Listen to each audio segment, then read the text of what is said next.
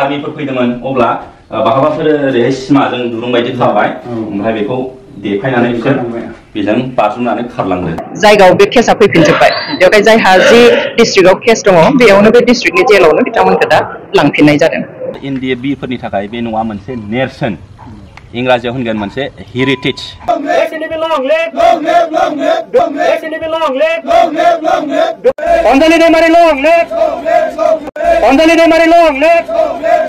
जेब्ला NDFB आ first आफादखौ दाजेनदोंमोन अब्ला बे न'निफ्रायनो स्टार्ट खालामदोंमोन। BJP-निफ्राय फैदों, UPPL-निफ्राय फैदों आरो BPF बे मोनथाम गोहोगोरा हान्जा दङ। बे हान्जा मोनथामनिफ्रायनो दिनै जोंनियाव जइन जादों आरो लोगोसे हाबफैनायजों लोगोसे बिथांमोना दिनै कमिटि दानायावबो जोंजों थाफाबाय। NDFB-नि मानगोनां आफादगिरि रन्जन दैमारि बिथाङा जेब्ला बे NDFB आफादखौ दादोंमोन अब्ला बेखौनो मेइन माने बेस केम्प खालामना लादोंमोन आरो बिनिफ्राय गोदान गोदान मानसिफोरखौ रिक्रुटमेन्ट खालामनानै बिनिफ्रायनो जागरण खालामनानै माने सोलांदोंमोन। जों बुंनो हायो NDFB फोरनि थाखाय बे न'आ मोनसे नेरसोन,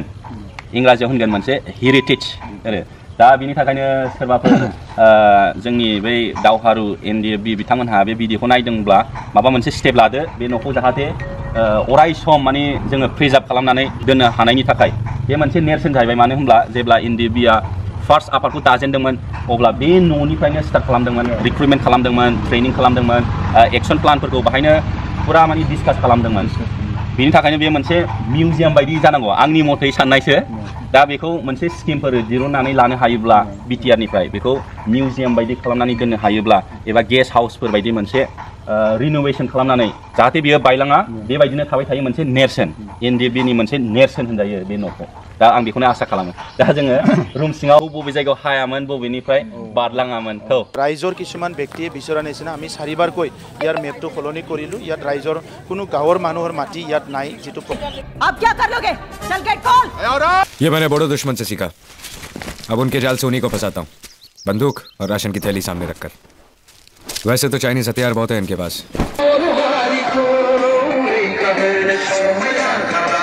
बालाखाय अखा हादोंबाबो दै दंबाबो गारजादों आरो नै फुरानाया मानसि गाखोग्राया।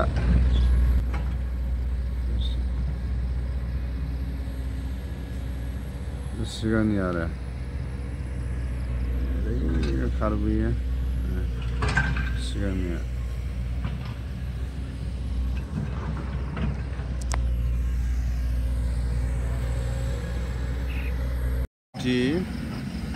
एयारपर्ट आरो बियो गुवाहाटी एयारपर्ट नै बेफोरो माने गासै बाउन्डारिया एयारपर्टनि गोजा बेफोरो ओमफ्राय बे साइडआव नै दा गोदान एयारपर्टनि डेन्जार गुवार जासिगोन आरो सिगां बाउन्डारि गासिबो सिगांनि बाउन्डारि गोजा आरो बियो गुवाहाटीनि बै लाइटनाया बेयावनो गाखोयो आरो दा नै दै दंबाबो हर सान लागायगासिनो। आदानि कम्पानिनो बेबो।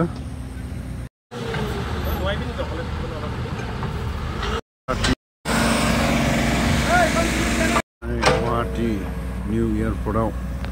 बालाखायसो माबानो हादों आरो गारनो हादों। नै दैयानो गोजा।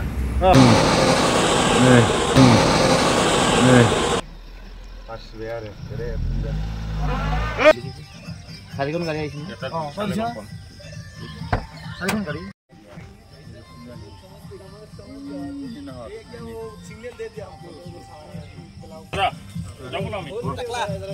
दोनलांसै गारिखौ लामा हाबथार नालाय।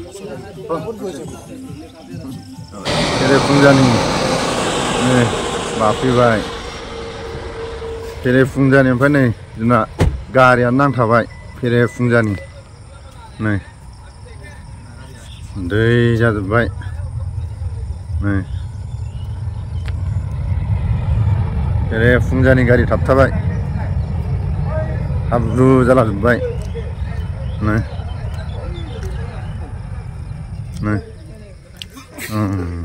हाब्रु थाबथाजोब्बाय। नै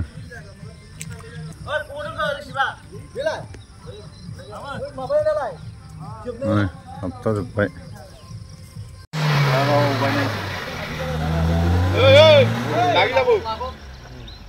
थाबथाजोब्बाय गासिबो। गासिबो आरो ओइ नाङा नारदो जि एयारपर्ट आरो बियो गुवाहाटी एयारपर्टनि बेफोरो माने गासिबो बाउन्डारिया एयारपर्टनि गोजा बेफोरो ओमफ्राय बे सायाव नै दा गोदान एयारपर्टनि डेन्जार गुवार जासिगोन आरो सिगां बाउन्डारि गासिबो सिगांनि बाउन्डारि गोजा आरो बियो गुवाहाटीनि बै लेरनाया बेयावनो गाखोयो आरो दा नै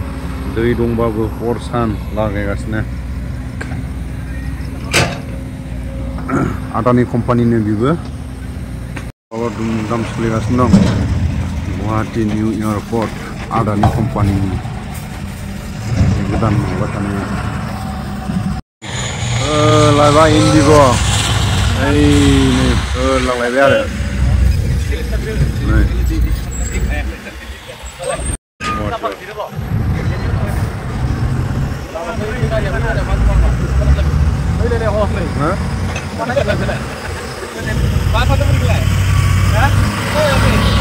नै बालाहाय गारजादों हा गोजां मोनबा बे आथा आथा जासिगौमोन आरो दै थाजोब्बाय नै दै गासिबो दै थाजोब्बाय अब्लाबो गारगासिनो दं आरो नै बे गासिबो एयारपर्टनि माबा गोजा आरो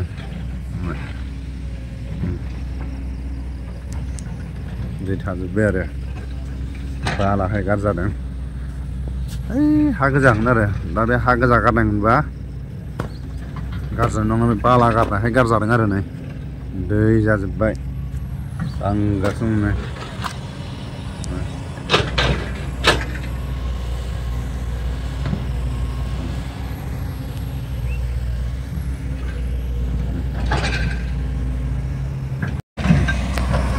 गांगासिनो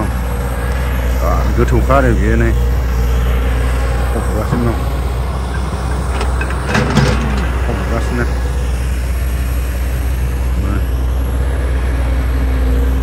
इन्डिग' दांबोबाय नै इन्डिग' फेरेफुंजानि नै बाफैबाय फेरेफुंजानि ओमफ्राय नै जोंना गारिया नांथाबाय फेरेफुंजानि 15 तारिख जुन 2025 बे डेटआवहाय जोङो 14 चिरां ब्लकनि सिङावहाय गोदानै दाजानाय APB बा अल्टारनेटिभ पार्टी अफ बर'लेण्ड बे पलिटिकेल हान्जानि नैबे 14 चिरां ब्लकनि सिङावहाय सान्तिपुर प्राइमारिनि सिङाव थानाय गोरबो बाजार एरियायाव मोनसे साब कमिटि APB हिसाबै जों दाफैना होफैदों जोबोद मोजां मोनदों बे गोरबो ओनसोलनि रायजो राजाफ्रा गोदो जेरै NDB-खौ जेरै मोजां मोनोमोन जोंखौ जेरै सिबिबोदोंमोन दिनैबो नैबे अनजालि दैमारि बिथांनि दैदेननाय प्रदीप कुमार ब्रह्म बिथांनि दैदेननाय जिहेतु बे APB पलिटिकेल हान्जाखौ दिनै बे गोरबो ओनसोलनि रायजो राजाफ्रा जोबोद मोजाङैनो गोदानब्लाबो दिनै बजबना लादों जोबोद मोजाङै बेवहाय जोङो सानै मोजां सेक्रेटारि प्रेसिडेन्ट बिथांमोननि दैदेननायनि गेजेरजों जोङो साब कमिटि जों दाना लानो हाबाय फोथायदों अनजालि दैमारि दैदेननाय बे APB-खौहाय बे गोरबो ओनसोलनि 14 चिरां ब्लक कमिटिनि सिङाव थानाय रायजो राजाफ्रा बे APB पलिटिकेल हान्जाखौ फैगासिनो थानाय BTC इलेक्शनाव जाय बिथाङा केन्डिडेट जागोन बे केन्डिडेटखौनो बिथांमोनहा दलै नोगोरै गोसो खुसियै बेनि केन्डिडेटखौ देरहागोन बेनि नोजोरा बेनो दिनैनि जिखिनि सिनारि दिनै जिखिनि नुजाथिनाय रायजोफोरनि मदद खालामनाय जोंखौ वेलकाम खालामनाय बेनो मोनसे सिनारि बेनो मोनसे फोरमान दा मोननै पलिटिकेल हान्जा थासेयावबो दिनै बिथांमोना जोंखौहाय ओरैबायदि मोनसे दलै नोगोरै दिनै बजबदों जों सानदोंमोन माने बिथांमोना जोंखौहाय बजबनाय नङा बा जोंजों जिरायफानाय नङा नाथाय बिथांमोना सिगांनि जिहेतु हाग्रामा महिलारि दैदेननाय बिथांनि सायाव गोसो गोरबोजों मोजां मोनो खामानि दामानि मावलांदों बिथांमोना दिनै थारिखआव बांद्राय दुखु मोननाय गैया नाथाय दानि जितु 5 बोसोर सरकार सालायनाय बिटिआर एकर्डखौ सहि खालामनाय सिगनेटरिफोर बिथां प्रमद बर'नि दैदेननाय बे 5 बोसोराव गासैबो जितु प्रतिश्रुति होनाय दिनै साख्रि बन दानग्राफोरनो 10,000 होनाय ना लायग्राफोरनो 10,000 होनाय सेल्फ हेल्प ग्रुपफोरनो 75,000 होनाय मैगं थाइगं फानग्राफोरनो बिना बायद' बुंलांनाय थाखा फैसा होनाय बेफोर बाथ्राया दिनै नंखाय दिनै फोरमान जाबाय बे बुस्थुखौ दिनै रायजो राजाफ्रा दिनै बेवहाय दुखु मोननाय फोरमायदों बेनिखायनो बे 5 बोसोराव जिबायदि प्रमद बर' दैदेननाय सरकारा जिबायदि थगायबाय गासिबो थगायनाय आरो थगायनाय दिनै बे बुस्थुखौ दिनै बिथांमोना दुखु मोननानै गोदानै दाजानाय बे एपिबिखौ दिनै बिथांमोना गोसो गोरबोजों फैगौ बिटिसि इलेक्सनावहाय बे 14 चिरां दुवारावहाय बे पार्टीखौ देरहाहोनो थाखाय दिनै बिथांमोना रेडि जादों आरो बिथांमोना जानजि खाफ्रादों आरो बे ओनसोलनिफ्राय जुदि जाय बिथाङा केन्डिडेट हिसाबै देरहालांगोन बिथाङा बे ओनसोलनि साफ्रोमबो रायजो राजानि बे गोबोर ओनसोलनि हा हुनिफ्राय लानानै जितु समस्या दं बान्दोनिफ्राय लामानिफ्राय कारेन्टनिफ्राय स्कुल कलेजनिफ्राय गासैबो बिथिंफोरखौ लानानै दिनै जोङो मावफालांगोन बेखिनिखौ जोङो दिनै बिथांमोननो प्रतिश्रुति होदों आरो बिथांमोना बेखौनो दिनै फोथायनानै जोंखौ सापर्ट खालामदों आरो जों बिथांमोननिफ्राय अरायसम मोजां मोनसे फिथाइखौ मोनगोन बेखिनिखौ मिजिंथिबाय जोबथानायावहाय आसा मिजिंथिदों बे गोरबो ओनसोलनि रायजो राजाफ्रा अनजालि दैमारि बायद' दैदेननाय बे एपिबि पलिटिकेल हान्जाखौ अरायसम बोजबना लागोन जिखुनु समावनो मदद होगोन बे बाथ्राखौ दिनै बिथांमोना खावलायबाय जोबथानायाव आसा खालामदों बिथांमोननि जिउआव बे ओनसोलनि रायजो राजाफ्रा गाहामै गाहाम संसार मोजां मोनजालांथों थांखिसिम सौहैदों इउनिटि फराम एक्सएनडिपिनि दैदेननाय बे पलिटिकेल हान्जा गोदाना जाहाथे अरायसम मदद होनो हाथों आं बेखिनिखौ खावलायनानै नोंथांनिसिम गुरै दोनथ'नाय जाबाय अनजालि दैमारि लं लिभ अनजालि दैमारि लं लिभ एक्सएनडिपि लं लिभ एक्सएनडिपि लं लिभ एक्सएनडिपि लं लिभ गोबोरखि एरिया रायजो लं लिभ गोबोरखि एरिया रायजो लं लिभ गोबोरखि एरिया रायजो लं लिभ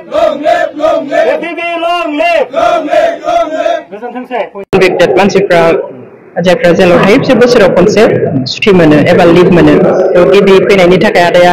20 साननि थाखाय फैदों एक्चुअलि न'आवहाय बिदि समस्या जायोब्ला बा न'आव फैगारनो थाखाय बोसोराव खनसे लिभ होयो जोंहा आइनि फंबाय उन्दैयावसो आमाइ उन्दैया गोब्राब देहानि गोब्राब समस्यायाव दङमोन बैसोबो गोबां जाबायमोन बेनिखायनो मेनलि माने बे आमाइखौ नायनो थाखाय लिभ जोङो मार्चनि गिबि सप्तानिफ्रायनो सेस्था खालामदोंमोन